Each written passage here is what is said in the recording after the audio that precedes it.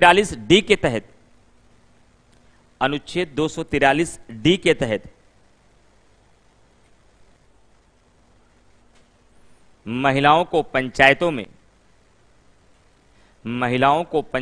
में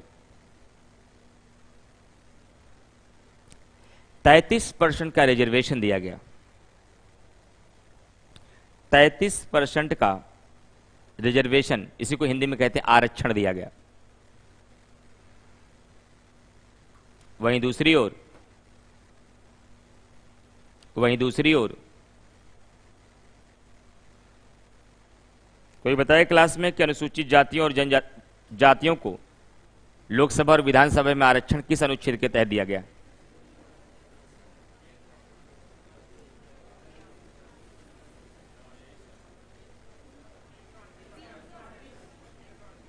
तीन 338 में, 342 में? आप बताइए भाई, लक्ष्य बैच के बच्चा बैठाया गया, आप लोगों को क्वेश्चन कराया गया है, और आप भी भाई साहब,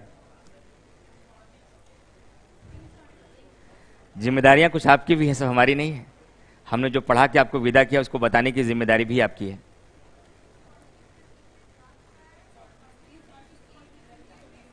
तीन 330 और 332 में क्या लिखा है ये नहीं पता? 330 में लोकसभा में अनुसूचित जातियों और जनजातियों के आरक्षण का प्रावधान है। 332 में विधानसभा में अनुसूचित जातियों और जनजातियों का प्रावधान है। 331 के तहत भारत का राष्ट्रपति 2 आंग्ल भारतीयों का मनोनयन लोकसभा में कर सकता था, जो 104वें संविधान संशोधन के माध्यम से समाप्त कर दिया गया।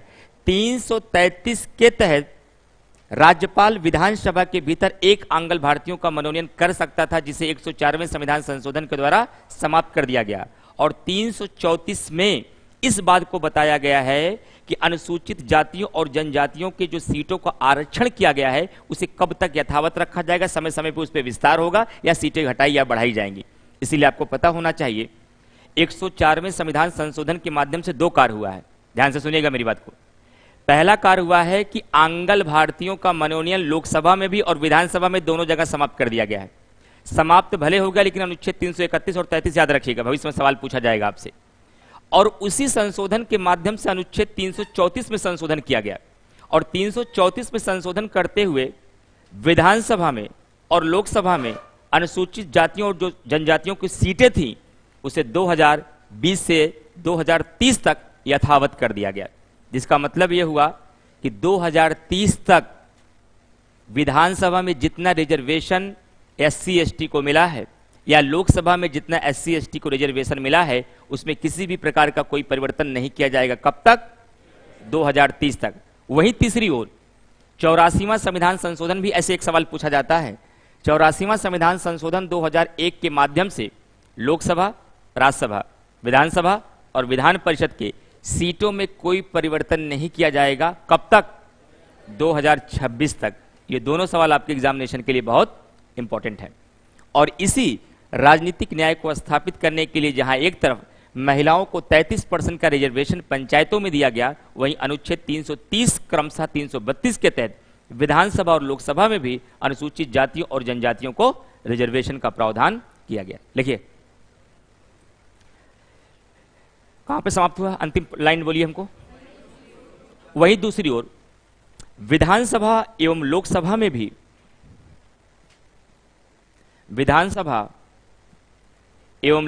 में भी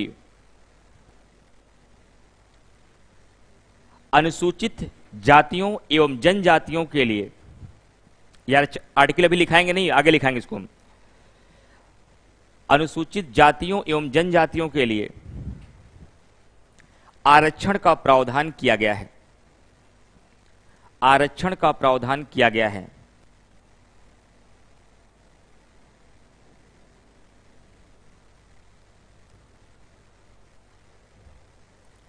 अगली हेडिंग बनाइए स्वतंत्रता।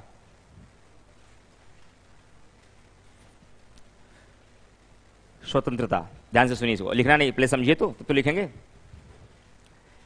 स्वतंत्रता को जो भारतीय प्रस्तावना में शामिल किया गया है, ये फ्रांस से लिया गया, लेकिन कुछ अमेरिका के वैचारिक प्रभाव पर भी हमारे देश में स्वतंत्रता पर पड़ा है। स्वतंत्रता क्यों दी गई? ताकि देश के किसी भी नागरिक की गतिविधियों पर राज्य किसी भी प्रकार का कोई प्रतिबंध न लगा सके। इसीलिए कहा गया है कि राज्य के प्रत्येक नागरिकों को कम से कम इतनी स्वतंत्रताएं मिलनी चाहिए जितनी कि दूसरों को भी दिया जा सके। ये मतलब समझ में आ रहा है कि नहीं समझ में आ रहा है? मैं फिर से शब्द को दोहरा रहा हूं। देश के प्रत्येक नागरिकों को कम से कम इतनी स्वतंत्रताएं मिलनी चाहिए जितनी कि दूसरों को भी दिया जा सके। यानी कि स्वतंत्रताएं दी तो दी जाएंगी, लेकिन स्वतंत्रताएं असीमित रूप से नहीं दी जाएंगी। किसी को इतनी स्वतंत्रताएं न दी जाए कि अपनी आजादी से वह दूसरे की आजादी में वह बाधा पहुंचा पाए। इसलिए इस मात्रा का ध्यान रखा जाएगा। प्रत्येक नागरिक को उतनी ही स्वतंत्रताएं दी जाएंगी जितनी कि दूसरे नागरिकों को भी दी जा सके और वह दूसरे की स्वतंत्रता में बाधा न पहुंचा सके। इसके लिए क्या किया गया? इसके लिए युक्ति युक्ति निर्बंधन का प्रावधान किया गया। क्या किया गया? युक्ति युक्ति निर्बंधन का प्रावधान किया गया, जिसे कहा जाता है रीजनेबल रिस्ट्रिक्शन। युक्ति युक्ति निर्बंधन का मतलब समझते हैं क्या होता है? युक्ति युक्ति निर्बंधन का मतलब होता है कि राज्य के द्वारा उस आजादी को कम करना।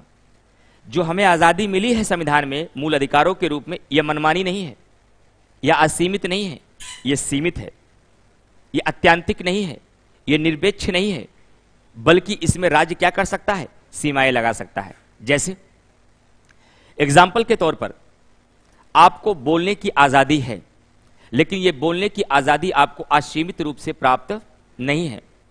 बोलते समय आप न्यायालय के किसी निर्णय की आलोचना नहीं कर सकते, और किसी व्यक्ति के मान सम्मान का भी आप अगर अवहेलना करेंगे तो मानहानि का मुकदमा भी हो जाएगा और लोकसभा से आपकी सदस्यता जा भी सकती है।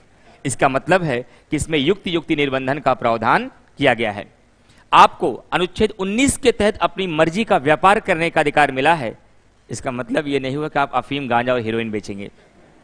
आप उन्हीं कार्यों को कर सकते हैं, आप उन्हीं व्यवसाय को कर सकते हैं जो हमारे देश के भीतर वैध है। अनुच्छेद 19 कहता है कि भारत के भीतर किसी भी व्यक्ति को कहीं भी आने जाने की पूर्ण स्वतंत्रता है। इसका मतलब यह नहीं है कि भारत का ऐसा क्षेत्र जो अनुसूचित जातियों और जनजातियों के लिए आरक्षित कर दिया गया है अनुच्छेद 244 के तहत, उन क्षेत्रों में आप नहीं जा सकते। इसका मतलब है एक तरफ हमें कुछ आजादी दी गई है और दूसरी तरफ से कुछ आजादी हमारी ली भी गई है।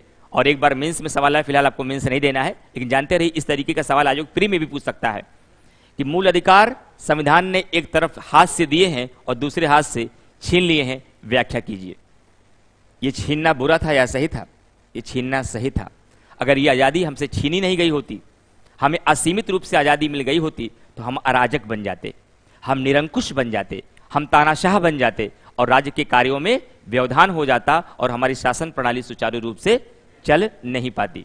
इसीलिए संविधान का एक उद्देश्य यह भी है कि अपने प्रत्येक नागरिकों को वह ऐसी स्वतंत्रताएं दे जिससे उसके व्यक्तित्व का विकास हो पाए, राज्य उसके कार्यों में, उसकी गतिविधियों में किसी भी प्रकार का कोई अवरोध भी न कर पाए, लेकिन इस बात का ध्यान भी रखे कि उस शक्ति का, उस आजादी का वह मनमाना प्रयोग न कर पाए। इसलिए युक्ति युक्ति निर्बंधन का प्रावधान भी किया गया है। इसीलिए एक तरफ आर्टिकल 19 के तहत हमें 6 प्रकार की आजादी दी गई, वहीं दूसरी तरफ 19 क्लॉज 2 से लेकर 19 क्लॉज 6 तक उन प्रत्येक आजादी पर युक्ति युक्ति निर्बंधन का प्रावधान भी किया है। इसका मतलब है कि एक संतुलन बनाने का प्रयास किया गया है। हमें इतनी कम आजादी भी ना मिले कि हम अपने दिल की बात भी ना कर पाए, हम अपने व्यक्तित्व का विकास भी ना कर पाए, लेकिन हमें इतनी असीमित आजादी भी ना मिल पाए कि हम दूसरे की आजादी ही छीन लें और राज्य के कार्यों में व्यवधान डालें या बाधा पहुंचाएं। ठीक है, लिखिए लिखिए प्रस्तावना में स्वतंत्रता शब्द को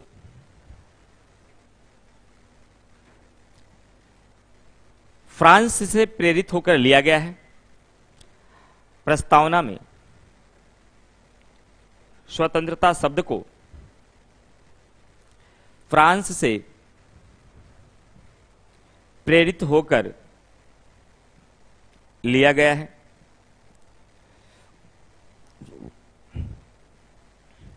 जिसका मुख्य उद्देश्य यह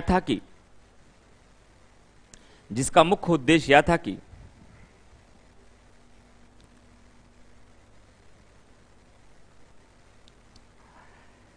प्रत्येक व्यक्ति को कम से कम इतनी स्वतंत्रताएं दी जानी चाहिए, प्रत्येक व्यक्ति को कम से कम इतनी स्वतंत्रताएं दी जानी चाहिए जितना कि दूसरों को भी दिया जा सके, जितना कि दूसरों को भी दिया जा सके।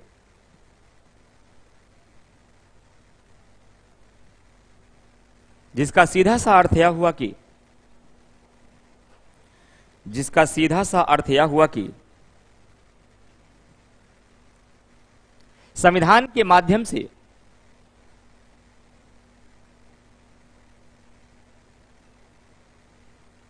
व्यक्ति के भौतिक और नैतिक विकास के लिए, संविधान के माध्यम से व्यक्ति के भौतिक और नैतिक विकास के लिए, व्यक्ति के भौतिक और नैतिक विकास के लिए स्वतंत्रताएं तो दी जाएंगी, लेकिन ये स्वतंत्रताएं असीमित नहीं होंगी, लेकिन ये स्वतंत्रताएं असीमित नहीं होंगी। यानी कि राज्य इस पर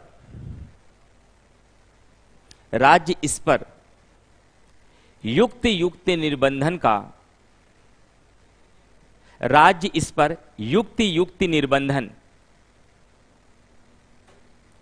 राज्य इस पर युक्त निर्बंधन, ब्रैकेट में लिखिए सीमाएं, अब समझ में आएगा आपको, ब्रैकेट में लिखिए सीमाएं भी लगा सकता है, सीमाएं भी लगा सकता है। इसीलिए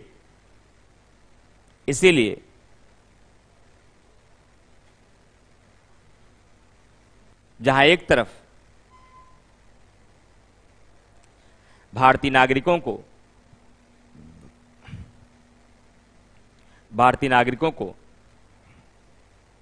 अनुच्छेद 19 के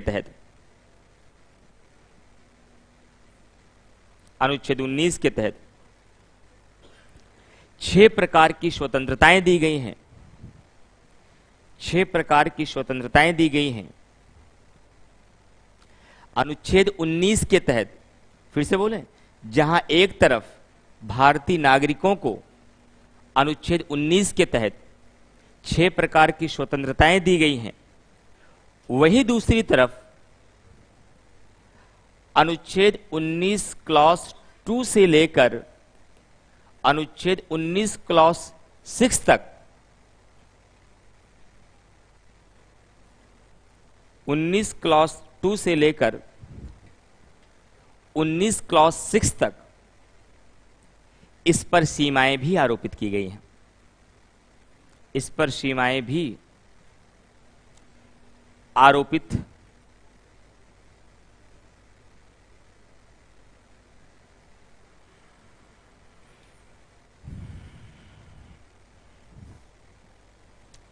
दी गई हैं।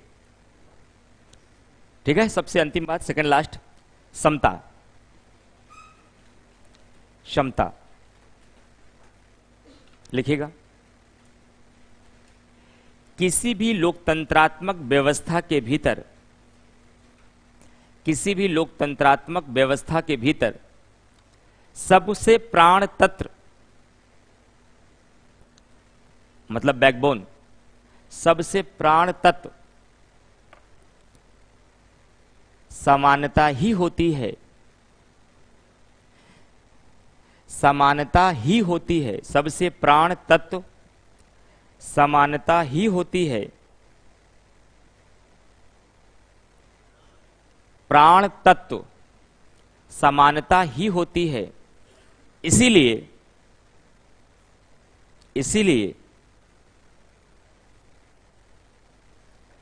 देश के नागरिकों को प्रतिष्ठा और अवसर की, देश के नागरिकों को प्रतिष्ठा और अवसर की समानता भी दी गई है, समानता भी दी गई है।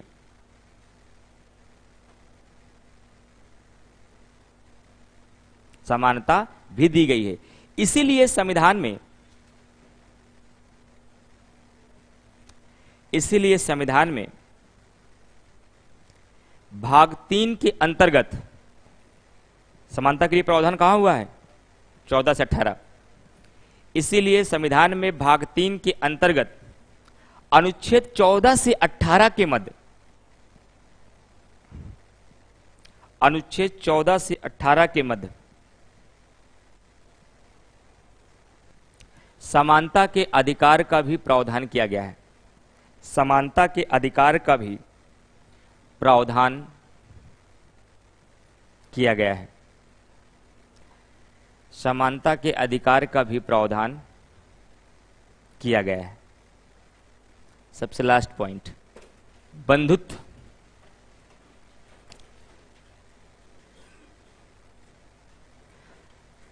इस शब्द का मैं मूल वजह बताऊं, ये संविधान में शामिल क्यों किया गया। ये बंधुत्व जानते हैं, जब भारतीय संविधान का निर्माण हो रहा था, शुरुआती दौर में संविधान निर्माता चाहते थे कि राज्यों को पूर्ण स्वायत्तता दिया जाए। क्या दिया जाए? पूर्ण स्वायत्तता दिया जाए, यानी कि जैसे संघात्मक देश के भीतर जैसे अमेरिका में है कि राज्यों के पास अपना संविधान हो, राज्यों के पास अपनी पूरी शक्तियां हो, राज्यों के पास अपने विषय हो जिस पर वह कानून बनाए, केंद्र का कोई हस्तक्षेप न हो, यानी कि जो पावर केंद्र के पास हो राज्य के पास हो। शुरू में संविधान निर्माताओं की यही राय थी, लेकिन हमारे कुछ अगर राय बदलते हैं तो किसी परिस्थिति के कारण बदलते हैं, यूं ही नहीं बदलते। और भारत में ऐसी क्या परिस्थिति हुई? क्योंकि भारत में संप्रदाय के आधार पर संविधान निर्माण के समय ही विभाजन हो गया भारत का, और इसलिए संविधान निर्माता तुरंत डर गए। उनको लगने लगा संविधान के भीतर अगर हमने एक मजबूत केंद्र की स्थापना नहीं किया और ऐसे तत्वों को अपने संविधान में नहीं शामिल किया जो देश की एकता और अखंडता के लिए आवश्यक हैं, आगे चलकर भारत का फिर कोई विभाजन हो सकता है। इसलिए अंतिम दौर में संविधान निर्माताओं ने अपनी राय बदल करके केंद्र और राज्य के मध्य शक्तियों का बंटवारा तो किया, लेकिन राज्यों को ज्यादा शक्तियां नहीं दी, बल्कि एक मजबूत केंद्र की स्थापना करने लगे और ऐसे हर तत्वों को शामिल करने लगे जो देश की एकता और अखंडता के लिए जरूरी था। और मजबूत केंद्र की स्थापना के लिए सबसे पहला काम क्या किया? उन्होंने कहा राज्यपाल की नियुक्ति केंद्र के द्वारा होगी। दोहरी नागरिकता को नहीं बल्कि एकल नागरिकता को अपनाया जाएगा। दोहरी न्यायपालिका को नहीं बल्कि एकल न्यायपालिका को अपनाया जाएगा। अवशिष्ट सूची के विषयों पर कानून बनाने की शक्ति राज्यों को नहीं दी जाएगी अमेरिका की भांति, बल्कि कनाडा की भांति अवशिष्ट सूची के विषयों पर कानून बनाने की शक्ति केंद्र को मिलेगी। यूपीएससी 2022 का प्री का सवाल है ये जो बोल रहा हूं कि अवशिष्ट सूची के विषयों पर सवाल कौन कानून बनाता है? भारत में संसद बनाती है। ये प्रावधान हमने कहां से लिया है? कनाडा के संविधान से लिया है। इतना ही नहीं, हमने कुछ व्यवस्थाओं से निपटने के लिए, एक मजबूत केंद्र बनाने के लिए आपातकालीन व्यवस्था को भी अपनाया। संविधान में भाग 18 लिख दिया, अनुच्छेद 352 से लेकर 360 तक इमरजेंसी के प्रोविजंस को शामिल कर लिया, ताकि देश में कुछ अगर ऐसी स्थितियां आए तो हमारे संघात्मक ढांचे को तुरंत एकात्मक ढांचे में बदल दिया जाए। ऐसा क्यों किया हमने? क्यों भारत को एकात्मक संविधान बनाना चाहते थे? नहीं, ऐसा इसलिए नहीं किया। भारतीय संविधान निर्माता भारत को एक संघात्मक संरचना के भीतर ही ढालना चाहते थे। ध्यान से सुनिएगा बात को। भारतीय संविधान निर्माता भारत को एक संघात्मक संरचना के भीतर ही ढालना चाहते थे। फिर भी हमारे संविधान में ऐसे लक्षण आपको दिखाई देते हैं जिसके आधार पर यह कहा जा सकता है भारतीय संविधान एक एकात्मक संविधान है। इसीलिए आइवर जेनिंग्स और केसीवियर जैसे विद्वानों ने भारतीय संविधान पर दाग लगाया है और क्या कहा है? भारतीय संविधान अर्धसंघी यानी कि एकात्मक संविधान है, न कि संघात्मक संविधान। इसके तर्क में भीमराव अंबेडकर जी ने कहा है, हम संरचना में संघात्मक हैं लेकिन कुछ परिस्थितियों में एकात्मक हो जाते हैं। हमें पता है कि हमारे संघात्मक संविधान के लिए ये दाग है, लेकिन ये दाग हमारे देश के लिए अच्छे हैं, इसलिए हमने ऐसे दाग लगाए हैं। क्योंकि अगर ऐसे दाग अपने संविधान में हम न लगाते, आने वाले दिनों में बहुत बड़ा दाग लगता और देश की एकता और अखंडता खतरे में हो जाती। इसलिए हमारे देश की एकता और अखंडता को बनाए जाने के लिए जो भी आवश्यक तत्व थे उन सब को हमने शामिल किया और उसी के भीतर बंधुत्व शब्द का भी जन्म हुआ। क्योंकि राष्ट्रीय आंदोलन के समय 1909 में जब माल्लो मिंटो सुधार आप लोगों ने इतिहास में पढ़ा होगा, उसी समय यह संकल्पना आई थी फूट डालो और राज्य करो। और उसी समय सभी राष्ट्रीय आंदोलन ने यह महसूस कर लिया था अगर हमारी भाईचारे की भावना को मजबूत नहीं किया गया तो हम अंग्रेजों से भी नहीं लड़ पाएंगे। और इसीलिए इस बात से परिचित से संविधान निर्माता, अगर भविष्य में भी देश की एकता और अखंडता को बनाए रखना है तो सबसे मूल तत्व है कि बंधुत्व की भावना का विकास किया जाए, जो राष्ट्रीय आंदोलन के समय जिसका बहुत ह्रास हुआ है, ताकि हमारे देश के लोगों के बीच, सभी धर्म के लोग, चाहे हिंदू हो, चाहे मुस्लिम हो, चाहे सिख हो या ईसाई हो, उनके बीच आपस में भाईचारे की भावना आए। और भाईचारे की भावना को और मजबूत करने के लिए ही हमने एकल नागरिकता के प्रावधान को लाया। क्योंकि अगर एकल नागरिकता के प्रावधान को नहीं लाते, हम देश के साथ साथ राज्य की भी नागरिकता प्राप्त करते, तो हम केवल यूपी वाले होते, यूपी यूपी चिल्लाते, हमसे देश से कोई मतलब नहीं होता। लेकिन हमारे देश में राष्ट्र की भावना जागृत हो, इसीलिए प्रत्येक दिल व्यक्ति के भीतर क्या होना चाहिए? केवल तिरंगा और राष्ट्र की भावना। इसीलिए हमने एकल नागरिकता को अपनाया और प्रस्तावना में बंधुत्व शब्द को जोड़ा, ताकि हम बंधुत्व के माध्यम से देश की एकता और अखंडता को सुनिश्चित कर पाए। लिखिए,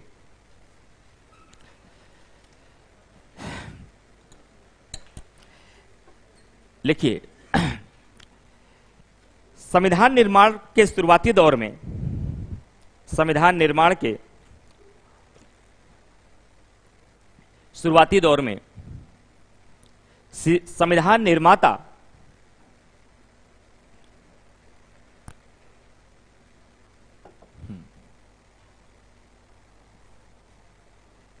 संविधान निर्माता राज्यों को पूर्ण स्वायत्तता देने के पक्ष में थे। राज्यों को पूर्ण स्वायत्तता देने के पक्ष में थे। राज्यों को पूर्ण स्वायत्तता देने के पक्ष में थे। लेकिन संप्रदाय के आधार पर भारत के विभाजन के बाद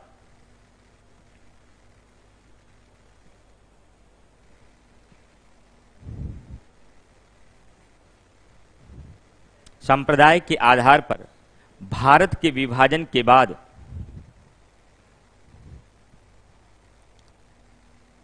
संविधान निर्माताओं की राय बदल गई।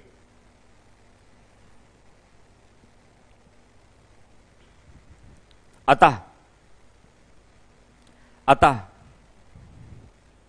संविधान निर्माताओं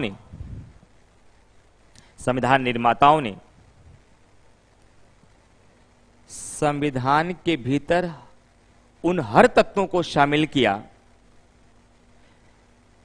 अतः संविधान निर्माताओं ने संविधान के भीतर हर उन तत्वों को शामिल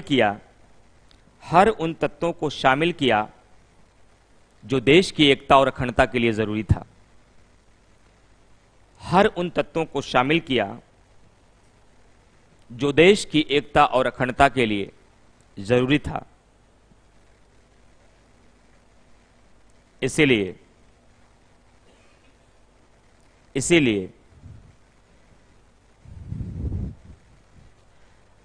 प्रस्तावना के भीतर बंधुत्व, ब्रैकेट में लिख लीजिए भाईचारा, बंधुत्व ब्रैकेट में लिखिएगा भाईचारा शब्द को भी शामिल किया गया। शब्द को भी शामिल किया गया ताकि देश के सभी नागरिकों के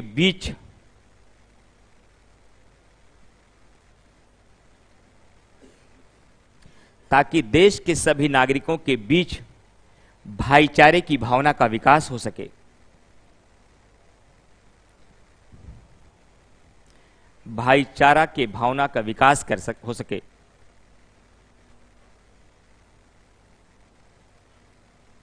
और देश की एकता और अखंडता को भविष्य में सुनिश्चित रखा जा सके। और देश की एकता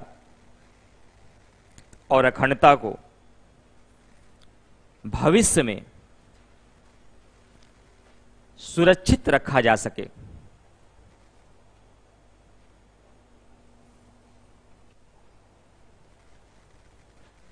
अब अपने जीवन के लिए एक मूल्य सीखिए, एक वैल्यू सीखिए।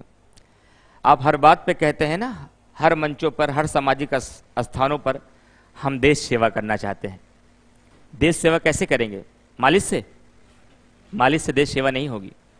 देश सेवा का पहला मूल्य यह है कि संविधान निर्माताओं ने संविधान के माध्यम से जो निर्देश दिया, उन निर्देशों का आप पालन करिए। और उन निर्देशों में एक निर्देश ये भी है कि अपने बीच देश के प्रत्येक नागरिक का यह कर्तव्य है कि बंधुत्व की भावना का विकास करिए।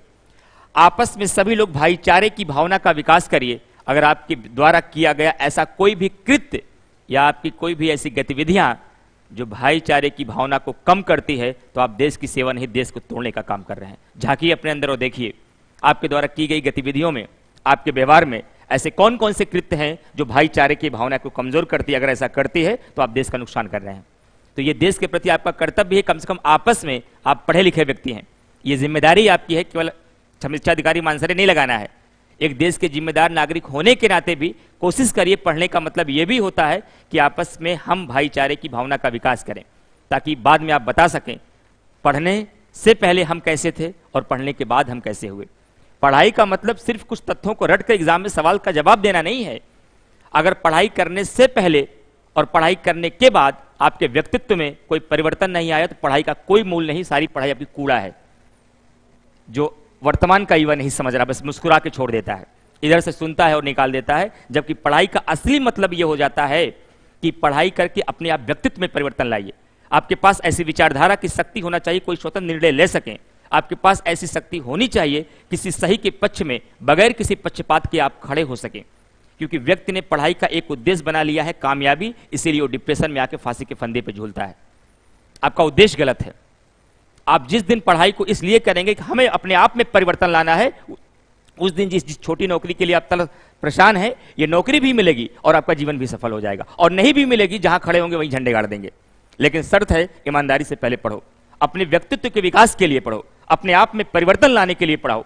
जिस दिन इस लिहाज से आप पढ़ाई करोगे ना, उस दिन आपके लिए कोई तनाव नहीं होगा। जो हर रोज आप डिप्रेशन का शिकार हो जाते हैं, डिप्रेशन का कारण यही है क्योंकि आपकी पढ़ाई को अपनी अपनी आत्मा में झांक कर देखो। केवल एक उद्देश्य है, बस कैसे समीक्षा अधिकारी हो जाए, बस ये अपने अंदर झांक कर देखो। 90% लोगों के दिल में यही है।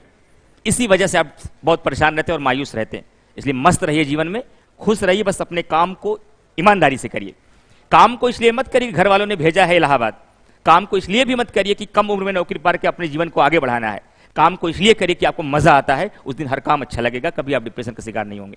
अगर जिस दिन हम आपको इसलिए पढ़ाएंगे कि इसके बदले में हमें कुछ वेतन मिलता है, हम अपना परिवार चला पाते हैं, उस दिन हमारे लिए 9 घंटे का खड़ा होना बोझ हो पाएगा। लेकिन हमको इस काम में आनंद आता है, इसलिए हम 12 घंटे ऐसे चीखते रहते हैं।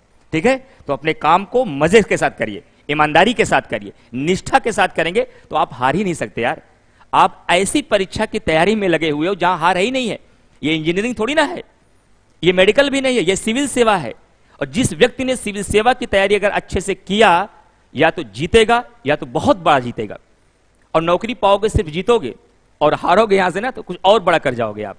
लेकिन उसके पीछे की शर्त है काम ईमानदारी से किया था या नहीं किया था, यह सबसे बड़ी शर्त है। इसलिए बहुत तनाव वनाव जीवन में मत लीजिए, एकदम मस्त रहिए, बस काम ईमानदारी से करिए। आपको अपने ऊपर शक ना हो। जब रात को बिस्तर पे सो तो अपने आप से पूछो, हमारे अंदर जितनी क्षमता थी, अपनी क्षमता का मैंने पूरा प्रयोग सुबह से शाम तक किया या नहीं। अगर किया, तुम अपने काम में कामयाब हो। अगर नहीं किया तो तुम खुद दोषी हो। रोज पूछ लिया करो, हर रात को बिस्तर पे जाने से पहले मेरी एक बात यही आज से मान लेना, जब जब लेटना ये पूछ लेना कि हमारे बॉडी में, हमारे अंदर जितनी क्षमता थी, अपनी क्षमता का पूरा प्रयोग हमने कर दिया या नहीं। अगर कर दिया तो आप सही रास्ते पे जा रहे हो, अगर नहीं किया तो आप अपने साथ स्वयं बेईमानी करो, कोई दूसरा जिम्मेदार हो ही नहीं सकता है। आज पूछना, यही प्रॉब्लम है, बस इसी को आप सुधार लीजिए। ये कामयाबी अभी बहुत छोटी चीज है, यूं ही मौज मस्ती करते कामयाबी मिल जाएगी आपको बस, लेकिन तरीका आपका सही होना चाहिए, उद्देश्य गलत नहीं होना चाहिए। ठीक है, चलिए इस प्रकार से पूरी की पूरी प्रस्तावना समाप्त हुई। इसमें एक बात और रहेगी जो मुझे समझाना है आपको। सवाल तो गहरा है, लेकिन हम चाहते हैं कि जब आप लोग इतने इंतजार के बाद क्लास शुरू हुई है, तो जो अपेक्षा मन में आप लोग संजोए हुए हैं, उस अपेक्षा पर हम खरे उतर पाए। क्योंकि हम आपकी मन की बातों को जान रहे हैं कि आप इस क्लास के लिए अगर लालायित थे, क्या चाहते थे, तो हम उसको ओपनली कहना नहीं चाहेंगे। हमें पता है आपका उद्देश्य क्या है इस क्लास का, तो उस उद्देश्य में भी आप ना हारें, इसलिए कोई बिंदु हम छोड़ भी नहीं रहे हैं। एक सवाल बहुत गहरा यहां से बन सकता है, जैसे हमारी प्रस्तावना में 3 प्रकार की न्याय का उल्लेख किया गया है। क्या इस न्याय का चर्चा हमारी प्रस्तावना के अलावा संविधान के किसी अन्य हिस्से में है या नहीं है? कहां पर है? बहुत बढ़िया, नीति निर्देशक तत्व में कहां है? अनुच्छेद 38 के तहत यह तुलना पूछी जाएगी। हमारी प्रस्तावना में सामाजिक, आर्थिक और राजनीतिक न्याय है, और यही 3 प्रकार के न्याय का उल्लेख आगे चलकर डीपीएसपी अनुच्छेद 38 में किया गया है। पहला सवाल ये पूछा जाएगा। दूसरा सवाल, हमारी प्रस्तावना में 5 प्रकार की स्वतंत्रता का उल्लेख किया गया है, आगे चलकर संविधान में इसकी चर्चा कहां हुई है? फंडामेंटल राइट्स के अनुच्छेद 19 में हमें 6 प्रकार की स्वतंत्रता दी गई। हमारी प्रस्तावना के भीतर ऐसे बंधुत्व की भावना का विकास करने के लिए कहा गया जो देश की एकता और अखंडता के लिए जरूरी हो। क्या देश की एकता और अखंडता के लिए निर्देश कहीं और भी मिला? फंडामेंटल ड्यूटी में मिला। मौलिक कर्तव्य के तहत भी आपको यह कर्तव्य बताया गया है कि ऐसी बंधुत्व की भावना का विकास करिए ताकि देश की एकता और अखंडता सुनिश्चित रहे। इसका मतलब है कि संपूर्ण रूप से सवाल आ जाए कि प्रस्तावना में लिखी गई बातों का उल्लेख संविधान के किस अन्य प्रावधानों में किया गया है? पहला विकल्प केवल मूल अधिकार, केवल नीति निदेशक तत्व, केवल मूल कर्तव्य, और चौथा विकल्प इनमें से सभी। तो आंसर हो जाएगा इनमें से सभी। अगर केवल न्याय की बात पूछे तो केवल नीति निदेशक तत्व, केवल अधिकार की बात पूछे तो मूल अधिकार, एकता और अखंडता की बात पूछे तो मूल कर्तव्य, समग्र रूप से पूछे तो तीनों स्थानों में इसका प्रयोग किया गया है। लिखिए, पॉइंट में लिखिएगा बुलेट फॉर्म में। हमारी प्रस्तावना में 3 प्रकार के न्याय का उल्लेख किया गया है।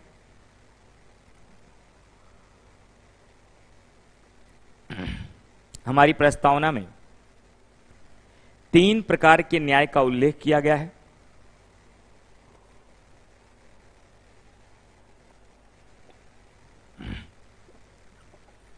तीन प्रकार के न्याय का उल्लेख किया गया है। आगे चलकर इसका उल्लेख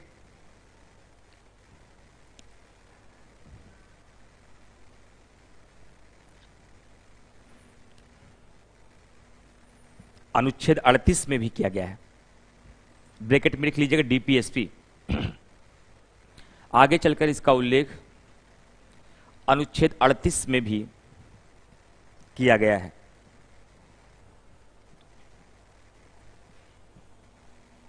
अनुच्छेद 38 में भी किया गया है। दूसरा पॉइंट, प्रस्तावना में 5 प्रकार की स्वतंत्रता का उल्लेख है। प्रस्तावना में 5 प्रकार की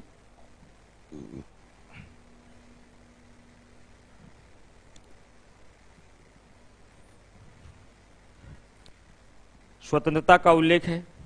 आगे चलकर अनुच्छेद 19 में 6 प्रकार की स्वतंत्रता का उल्लेख किया गया है। ब्रैकेट में फंडामेंटल राइट्स। आगे चल के आर्टिकल 19 में 6 प्रकार की स्वतंत्रता का उल्लेख किया गया है।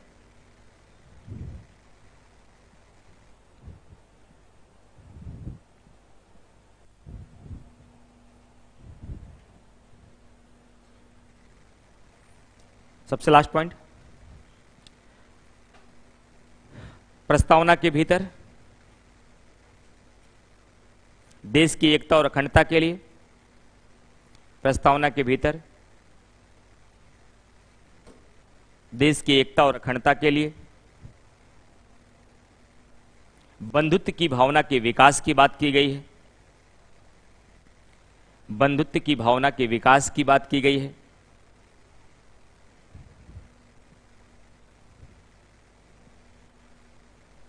आगे चलकर मौलिक कर्तव्यों में भी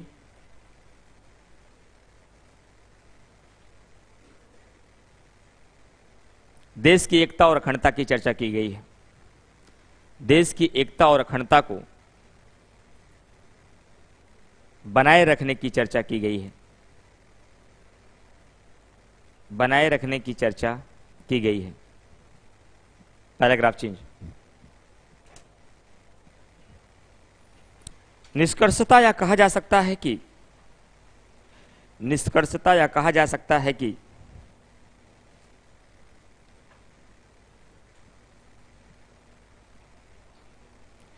प्रस्तावना में लिखी गई बातों का उल्लेख, प्रस्तावना में लिखी गई बातों का उल्लेख आगे चलकर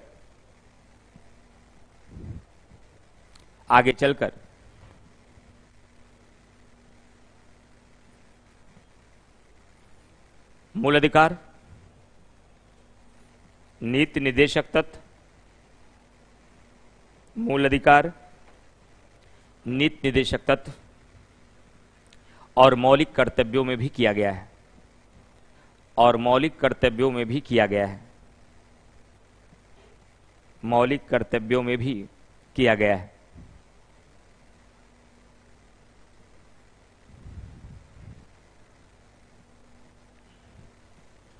ठीक, एक नोट और लिखिए।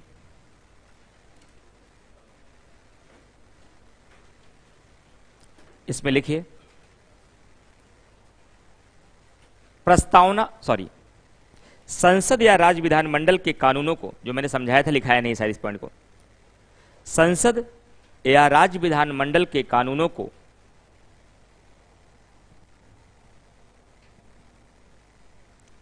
इस आधार पर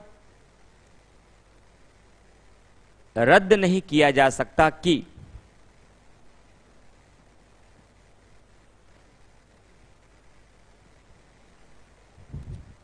इस आधार पर रद्द नहीं किया जा सकता कि यह प्रस्तावना में लिखी गई बातों का, यह प्रस्तावना में लिखी गई बातों का उल्लंघन कर रही हैं।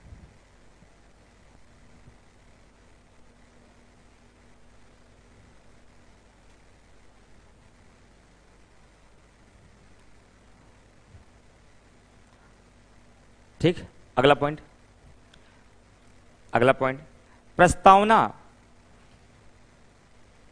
का प्रयोग, प्रस्तावना का प्रयोग न्यायपालिका संविधान के निर्वचन, निर्वचन का मतलब समझते हैं, इंटरप्रिटेशन, सरल शब्दों में कहें व्याख्या, प्रस्तावना का प्रयोग न्यायपालिका संविधान के निर्वचन में भी करती है। निर्वचन, आकी मात्रा मत लगाइए, नहीं निर्वाचन हो जाएगा। निर्वचन, इंटरप्रिटेशन या व्याख्या में भी करती है, जबकि प्रस्तावना अप्रवर्तनीय है, जबकि प्रस्तावना अप्रवर्तनीय है।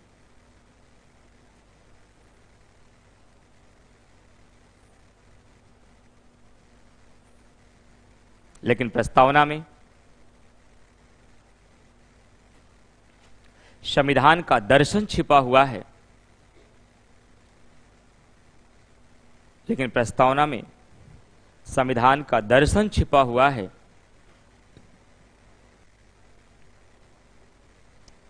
और यह संविधान निर्माताओं को जानने की कुंजी भी है, और यह संविधान निर्माताओं को जानने की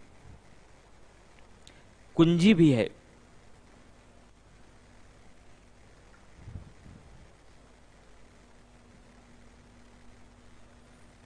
अच्छा, नोट में एक फैक्ट और लिख लीजिएगा, तथ्य, कई बार आप लोग कंफ्यूज होते हैं। एक्चुअली न्यायालय क्या होता है ना, कई सारे मुद्दों को कई स्थानों में बार बार उसकी पुष्टि करती रहती है। जैसे कि एक बार एग्जाम में सवाल पूछ लिया गया, निम्नलिखित में से किस वाद में प्रस्तावना को संशोधनी माना गया। अब केशवानंद केस में बात थी, केशवानंद बीकल में नहीं था। एसआर मुंबई केस 1994 दिया गया था। केशवानंद भारती केस में पहली बार इसकी पुष्टि कर दी गई थी, लेकिन एसआर मुंबई केस में एक बार पुनः कहा गया कि प्रस्तावना संशोधनी है, इसमें संशोधन किया जा सकता है। तो कभी ऐसा पॉइंट आ जाए तो गलत मत करिएगा, कंफ्यूज मत होइएगा, सर ने तो केशवानंद बता दिया था, एसआर मुंबई कैसे हो सकता है। एसआर मुंबई में भी इसकी पुष्टि हुई थी, तो वो भी हो सकता है, नोट में लिख लीजिएगा। वैसे तो केशवानंद भारती केस में ही, वैसे तो केशवानंद भारती केस में ही न्यायालय ने यह स्पष्ट कर दिया था कि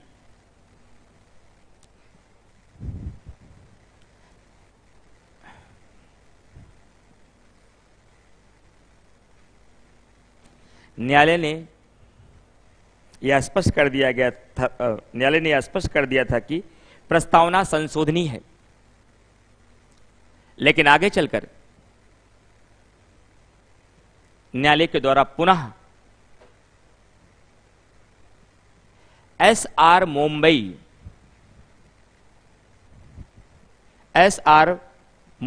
केस 1994 में, एसआर मुंबई केस हाँ, केस 1994 में 1994 में पुनः की गई थी, पुनः की गई थी। बस प्रस्तावना के लेकर के एक फैक्ट और बचा है, आपका प्रस्तावना समाप्त। अंतिम हेडिंग बना लीजिए प्रस्तावना की, प्रस्तावना से संबंधित महत्वपूर्ण कथन। प्रस्तावना से संबंधित महत्वपूर्ण कथन।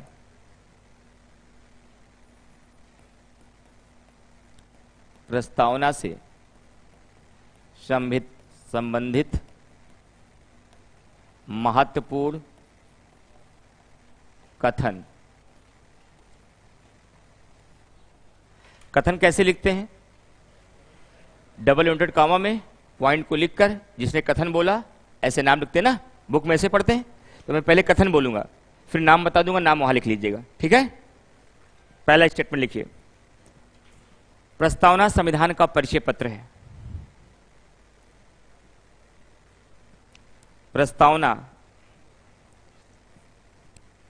संविधान का परिचय पत्र है। प्रस्तावना संविधान का परिचय पत्र है। नाम N.A. पालकीवाला, N.A. पालकीवाला,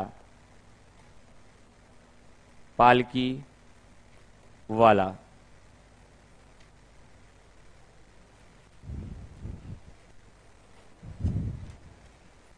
दूसरा, प्रस्तावना दीर्घकालिक सपनों का विचार है। प्रस्तावना दीर्घकालिक सपनों का विचार है। अल्लादी कृष्णास्वामी अय्यर, अल्लादी कृष्णास्वामी अय्यर।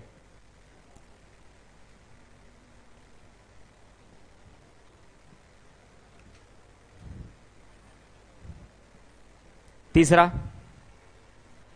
प्रस्तावना संविधान की जन्म कुंडली है। प्रस्तावना संविधान की जन्म कुंडली है। डॉक्टर के एम मुंशी।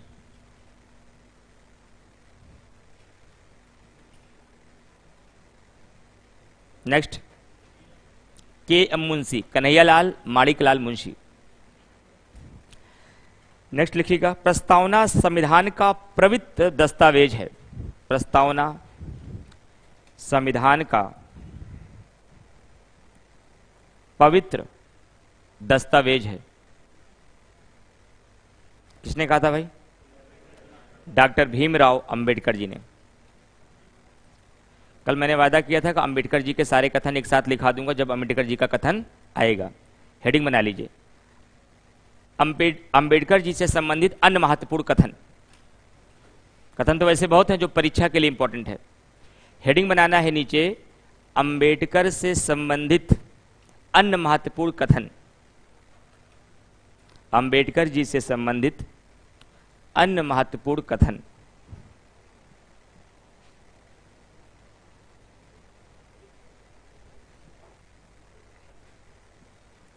पहला लिखिएगा, अनुच्छेद 32 को संविधान की आत्मा कहा। अनुच्छेद 32 को संविधान की आत्मा कहा।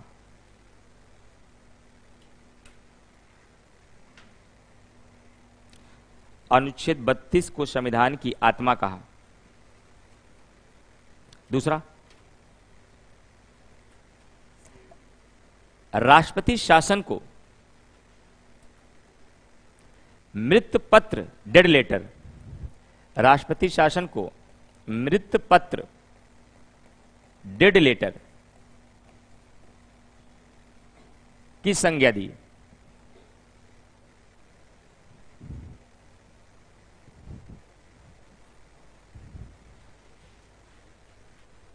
नेक्स्ट, सीएजी के पदों को सबसे महत्वपूर्ण पदों की संज्ञा दी। सीएजी के पद को सभी संवैधानिक पदों में से, सीएजी के पद को सभी संवैधानिक पदों में से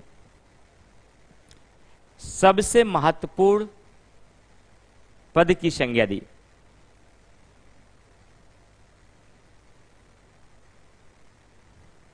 लास्ट, भारतीय संविधान को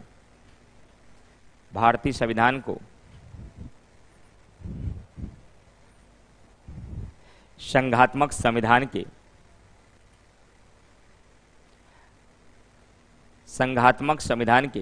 तंग ढांचे में नहीं ढाला गया है। भारतीय संविधान को संघात्मक संविधान के तंग ढांचे में नहीं ढाला गया है।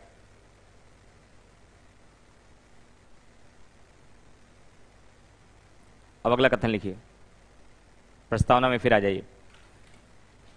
प्रस्तावना संविधान की आत्मा है। प्रस्तावना संविधान की आत्मा है।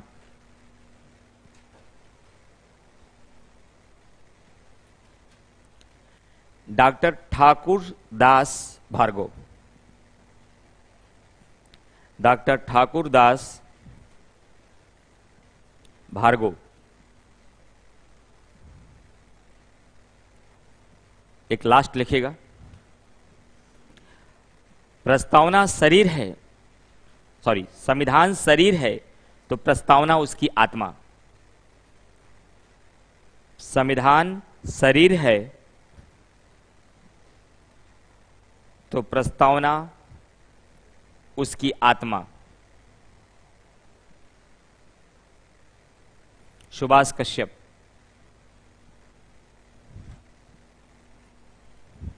सुभाष कश्यप। तो आपके पॉलिटी का पहला टॉपिक मैंने समाप्त किया। यहां दो सवाल आपसे पूछूंगा। पहले, सबसे पहले तो मुझे आप लोग ये बताइए कि आपको एक प्रारूप मिल गया, जैसे आपकी अपेक्षा होती है, जैसे दर्शक होते हैं वैसे कवि अपना पाठ सुनाता है आपको। तो यहां पर मैंने कॉन्सेप्चुअल लेवल पे प्रीलिम्स के टॉपिक को पढ़ाने का प्रयास किया। इसको इसी गति से चलने दें या और फैक्चुअल कर दें? जिस गति से चल रहा है इसको आपको लोगों के लिए डाइजेस्टिव है? कोई दिक्कत तो नहीं है कि सर हम लोग को मैटर ज्यादा हो जा रहा है या तो कॉन्सेप्ट ज्यादा, इतनी जरूरत हमको कॉन्सेप्ट की नहीं है, ऐसा तो नहीं है ना? इसी आधार पर चलने दें, ठीक है। अब इसको जो मैंने नोट्स लिखाया है, इस पूरे दावे के साथ समीक्षा अधिकारी के परीक्षा में अपने विषय पर इस पूरी गारंटी के साथ कोई पुस्तक पढ़ने की आपको जरूरत नहीं है। इस नोट्स पर 100% कमांड कर लीजिएगा और प्रीवियस ईयर क्वेश्चन को आप लगा लीजिएगा। पॉलिटी के 18 सवाल भी आएंगे तो 18 तो नहीं कह सकते, 16-17 जरूर करके आएंगे, और 18 भी करके आएंगे तो अतिशयोक्ति नहीं होगी। लेकिन जितना बताया जा रहा है उसको ईमानदारी के साथ आप करेंगे। क्लास में बोला गया कोई भी लेक्चर, लिखाया गया कोई भी पॉइंट मिस नहीं करना है आपको। इसमें से अपना इंपॉर्टेंट आपको नहीं लगाना, ये सब इंपॉर्टेंट ही है। लिखने से ज्यादा जब मैं क्लास में लेक्चर समझाया करूं उस समय चीजों को ज्यादा सुना करो। क्लास में जिस दिन परीक्षा हाल में बैठोगे उस दिन वो लेक्चर ज्यादा आपके कान में गूंजेगा, कॉपी में लिखी गई बातें कम। इसलिए जब लिखा करो तो लापरवाहियां चल जाएंगी। जब आपको समझाया करो दूसरे से ना बातचीत, ना तो कहीं कंसंट्रेशन भंग मत किया करी।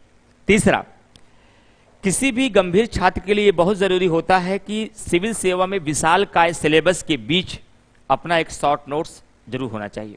अगर नहीं है तो गलत दिशा में है आप। अब इतिहास इतना बड़ा सब्जेक्ट आपने पढ़ा है जहां पर इतने सारे टॉपिक्स हैं, अगर उसके पास आपके पास शॉर्ट नोट से नहीं है ना, तो समीक्षा अधिकारी के 1 महीना पहले के इतिहास से पढ़ते बीत जाएगा। और एक बार जब किसी टॉपिक को आप पढ़ लेते हैं, उसका क्वेश्चन सॉल्व कर लेते हैं, तब आपको उस टॉपिक का महत्व पता हो जाता है। इसमें काम की बातें क्या है और कूड़ा क्या है।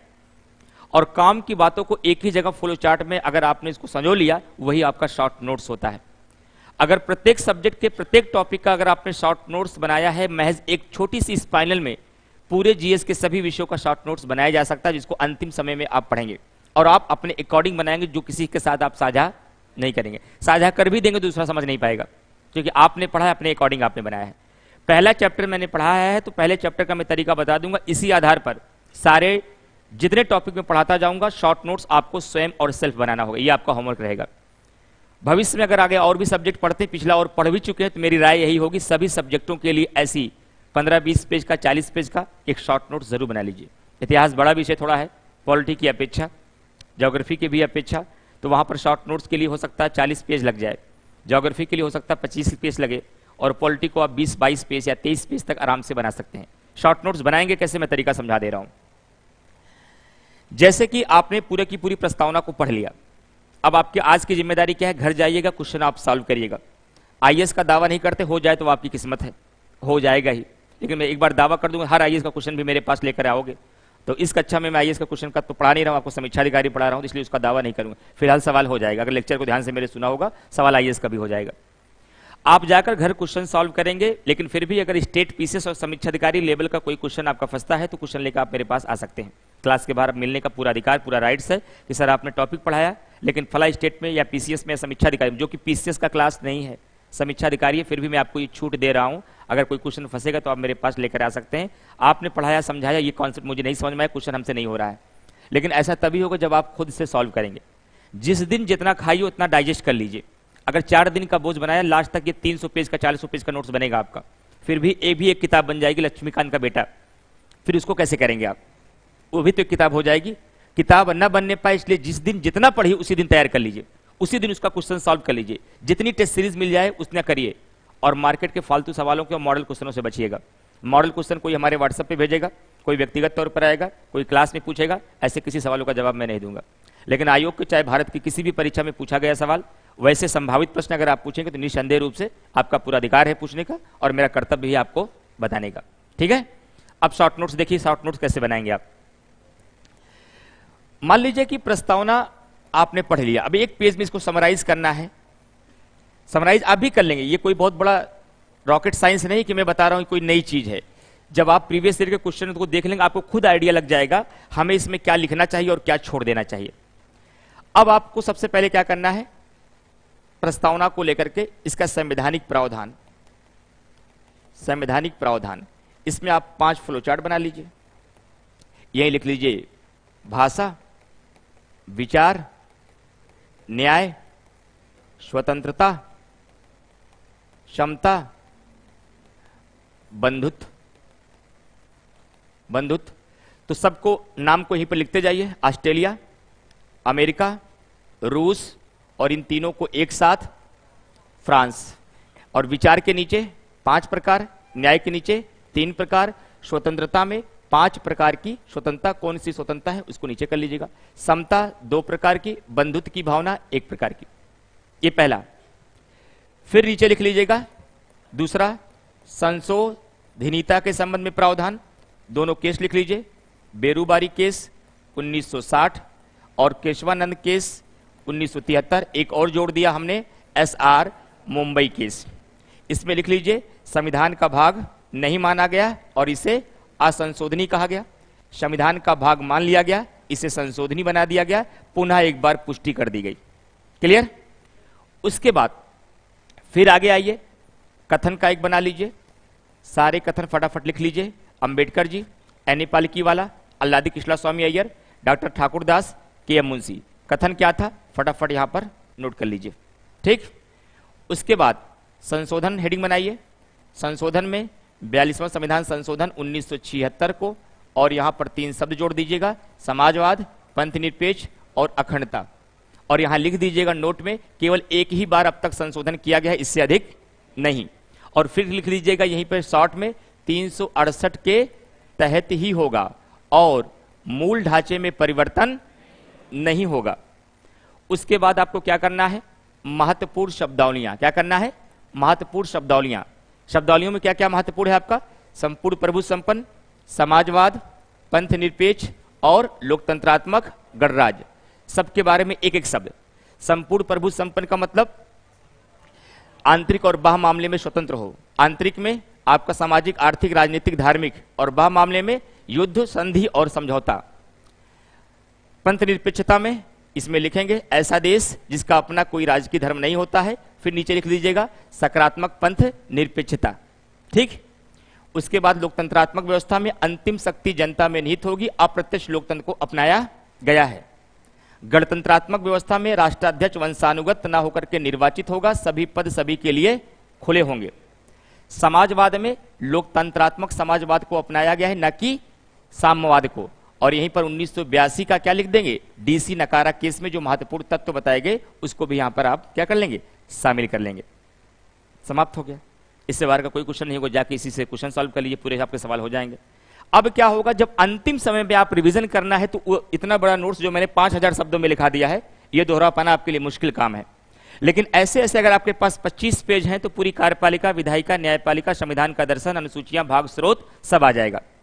अब उसमें क्या करें, एक पेज खोलेंगे, आपने पहले से पढ़ रखा है, सारा कॉन्सेप्ट दिमाग में है, फैक्ट भी है, बस आपको सब पर नजर बना के आपको चलने जानी। अच्छा देखिए, सबको याद आ रहा है कि नहीं, संशोधन, अच्छा बेरूबारी केस में ऐसा हुआ, केशवानंद में ऐसा हुआ, एसआर मुंबई में ऐसा हुआ, ये भाषा यहां से लिया गया, विचार यहां से लिया गया, इतनी प्रकार की न्याय, इतनी स्वतंत्रता, फटाफट रिविजन कर लेंगे। इसी को बोला जाता है, कुछ बच्चे आप लोगों को बोलते हैं ना कि आज हमने पॉलिटिक्स खत्म कर दी। कहा शुरू कब किया, कहा सुबह, कहा देखो कितना फेंकता है। वो फेंकता नहीं है, उसने काम किया है, पिछले कई सालों में काम किया है, 6 महीने में काम किया है, उसका नतीजा है कि दिन भर में सुबह बैठता, शाम को पॉलिटिक्स खत्म कर देता है। ऐसा दिन आएगा आपका भी, लेकिन ऐसा करने के लिए पहले टीचरों को पढ़िए विस्तार से, उसके बाद क्वेश्चन सॉल्व करिए, उसके बाद अपना शॉर्ट नोट्स ऐसे बना करके रखिए। ये आपका एकदम पर्सनल होना चाहिए, अपनी भाषा में, अपनी लैंग्वेज में। उसके लिए जो कोड वर्ड जैसा भी जो यूज करते हैं आप स्वयं समझेंगे, उसको आप करिए। ऐसा एक अलग से स्पाइनल कम से कम 25 पेजों का बनाइए कि 25 पेज में पूरी पॉलिटी लास्ट में सिमट जाए। लेकिन शॉर्ट नोट्स पहले मत बनाइएगा, पहले पढ़ लीजिए। अब जाकर के नोट्स का यूज कैसे करना ये भी मैं आपको समझा देता हूं। घर जाइएगा, इस नोट्स को आप पहली बार पढ़िएगा पेंसिल के साथ, पेन के साथ नहीं। क्या, पेंसिल के साथ पढ़ना ताकि आपकी नोट्स खराब ना हो। पेंसिल के साथ पढ़ने के बाद क्वेश्चन सॉल्व कर लीजिएगा। अब दोबारा फिर आइए, अब हाइलाइटर के साथ पढ़िए। हाइलाइटर के साथ जब आप नोट्स पढ़ेंगे, अब आपको पता हो गया कि पूरे पेज में सर ने काम की बात क्या है, जहां से सवाल डायरेक्ट निकल के बाहर आएगा, बाकी उसमें कॉन्सेप्ट की कहानी है।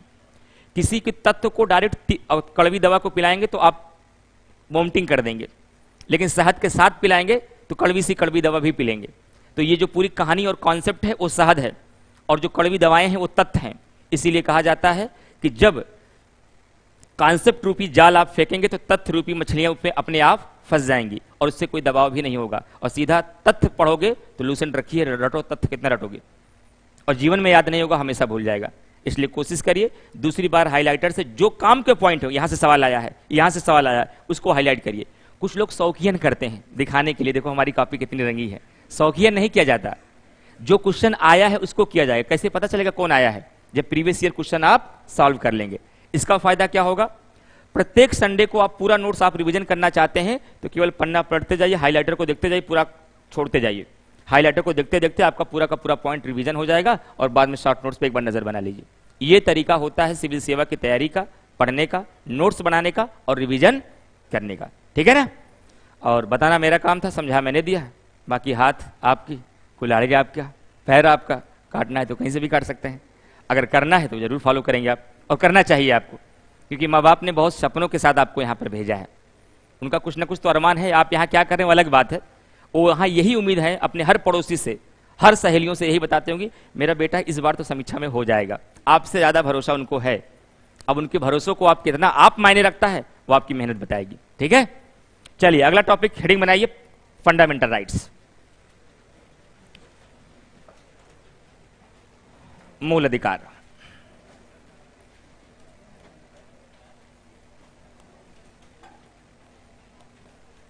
मूल अधिकार, यह आगामी 15 घंटे तक चल सकता है ये टॉपिक आपका। ये सबसे बड़ा टॉपिक है आपके पूरे पॉलिटी का। तो टाइम क्या हुआ भाई, आप अच्छा भी है टाइम पर, आप समझाने भर का टाइम है ना।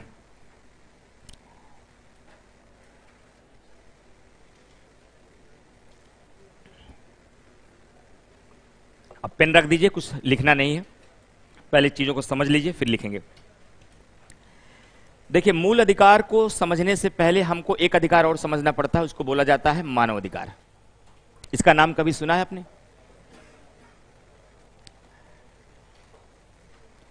और मूल अधिकार को समझने के लिए अगर मानव अधिकार समझ में आ गया ना तो दोनों को दायरा आपको समझ में आ जाता है, और मानव अधिकार को समझ लेते तो मूल अधिकार और क्लियर हो जाता है। दोनों में मूल अंतर क्या, पहले इसे समझिए तब मैं बताऊंगा कि मूल अधिकार होता क्या है। वैसे तो बोलचाल की भाषा में अक्सर यह कह दिया जाता है कि ऐसे अधिकार जो किसी भी व्यक्ति के भौतिक और नैतिक विकास के लिए आवश्यक हों और किसी देश के भीतर कार्यपालिका और विधायिका की शक्तियों को नियंत्रित करता हो, तो ऐसे अधिकारों को मूल अधिकार कहा जाता है। लेकिन सवाल है कि इसका जन्म क्यों हुआ, पैदाइश कैसे हुई, इसकी जन्म कैसे हुआ। संविधान निर्माताओं ने किन कारणों की वजह से मूल अधिकार को संविधान में शामिल किया, यह बड़ा सवाल है।